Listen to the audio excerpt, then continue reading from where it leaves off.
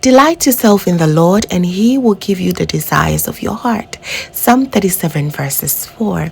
Hello, family. A very warm welcome back to the Lovystouch food channel. Thank you so much for coming back. Today, family, I'd like to show you how to make the most delicious chunky Shito roadside edition. And this is the one that you always want your Waakye seller to give you more and more, but they refuse.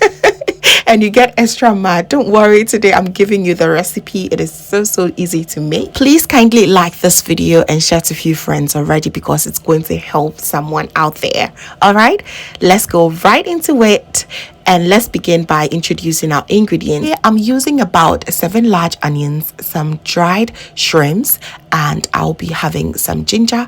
I love lots of ginger in this recipe, so you go ahead and add as much as you want, okay? And I have some peppers, some seasoning, garlic, and a bit of dried herring powder. I also added some shrimp powder as well. As you can see, no tomato paste here. Yes, we're doing without it. So here I have a very flavorful oil. The past Easter holidays, I used it to fry a bunch of chicken, spicy wings, and they were so flavorful. So I thought of reusing it in this recipe because that's what they normally do. You can choose to use, very clean oil. That's also fine. Being said, I have all this ingredient listed below in the description box with the right quantity. All right, so please do well to check it out. So now we're going to prep all the ingredients, and to start off, you want to make sure that you're washing and cleaning all the ingredients that need to be cleaned and washed. These are root plants, so you want to make sure that they are very well clean, taking away all the stones and all that dirt in there, okay? Especially today, we're not taking off or peeling off the skin, so it's very important. And as you can see, it's very yellow. I went for the organic ones. They has the strong ginger aroma and fragrance that I absolutely love. So I'm going to cut them into pieces, and afterwards I will go ahead pounding it using my special mortar and pestle. But if you have your food processor, you can go ahead and use it as well.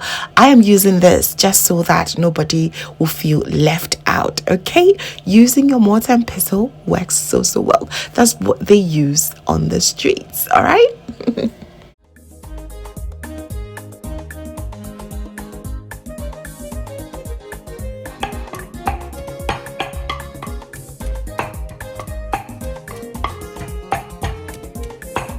I am beginning to feel the heat from this ginger already. So good.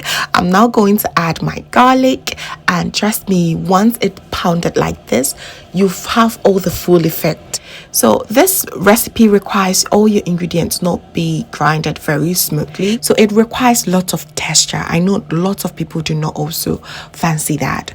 I understand. If that's your case, you will go ahead and use your food processor to turn all these ingredients into a puree.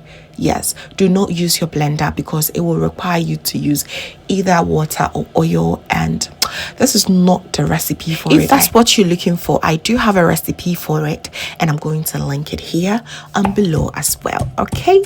So we've already pounded the ginger, garlic, and the peppers, and now we are throwing in our dried shrimps. And listen, this recipe is just straightforward. You need to pound all the ingredients in one mortar and pestle, just like that. It is just so easy. So make sure you have a little bit of muscles work going on. Other than that, as I said, use your food processor if you do not have any of these muscles left, okay? But this is really gym work, and it's lovely. So now let's go ahead and prep our onions. As I said, you can decide to also pound the onion, but trust me, I was scared of my eyes. Nope, I'm not going to cry that much.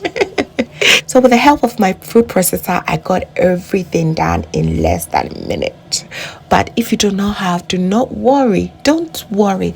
Just use your mortar and pestle. It will work very well. One thing that you should not do is to use your blender. And the blender will require you to add a little bit of water, and that is what we are trying to get rid of, okay? So there you have it. It's so good. It has really chopped it well. So I'm going to mix everything together, and that's it. that is literally it. This is by far the easiest shito recipe I've ever made. It is just so lovely. No splatter, just enjoyable. It's just so lovely to make this, and I really hope you give this a try and you will not regret it at all right, so all that we have to do is heat up our oil, and just like that we're going to pour all our ingredients in. And as I said, the oil, you can use any oil of your choice, okay, and it will be fine. I use this flavored oil and it was great, 100%. All right.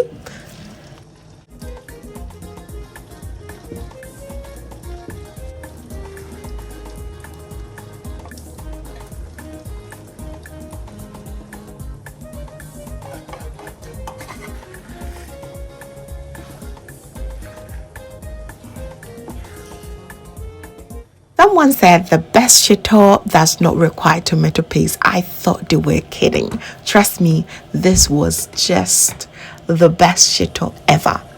Oh my goodness, the aroma. I could stay here in the kitchen all day long just by smelling it. It's so lovely, and the heat is just so amazing.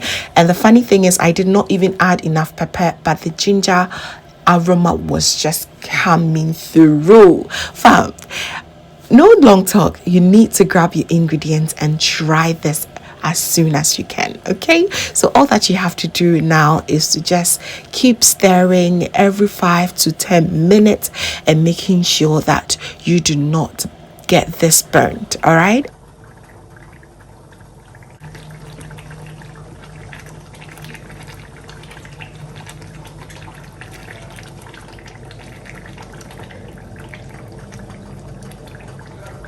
About 25 to 30 minutes into frying this, the color is beginning to change, which I absolutely love. Oh, the aroma, fam, the aroma alone. You need to really try this recipe. You're going to love your shito even more. So now I'm going to add my seasoning. I add my all-purpose seasoning, some salt, some nutmeg, and a bit of my natural all-purpose season blend as well, just so that you have more effect of the natural spices in there.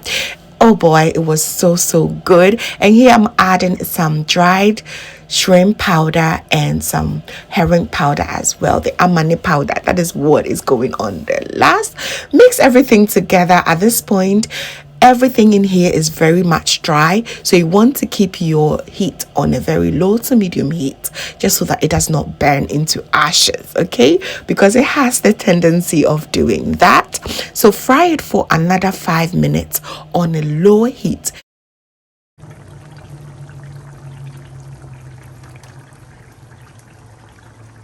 So after 5 minutes of slow simmering, you can see that the shito is so ready. Just look at that beautiful color. It tastes so good, and the aroma is just so pure and authentic. Fam, you need to try this shito recipe. Trust me, you will love it. And before you start to pack it, please make sure it's totally cooled down. And this can be stored up in an airtight container for up to 6 months. Can you imagine? It's so amazing.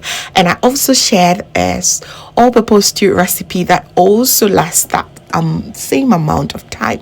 So you can do this on your free day, and trust me, you will love that you did it. This can be paired with your waakye, your fried yam, your kenkey. Oh my goodness, the list goes on and on and on. And this is not any other shito. This is the chunky one. This is the real authentic one that you have it on the roadside. It's so good. I just love the shito recipe so much, and the easy way of preparing it is what does it for me. No splatter at all, just so easy and just so gorgeous. So there you have it, family. I am so thankful that you watch it right to the end.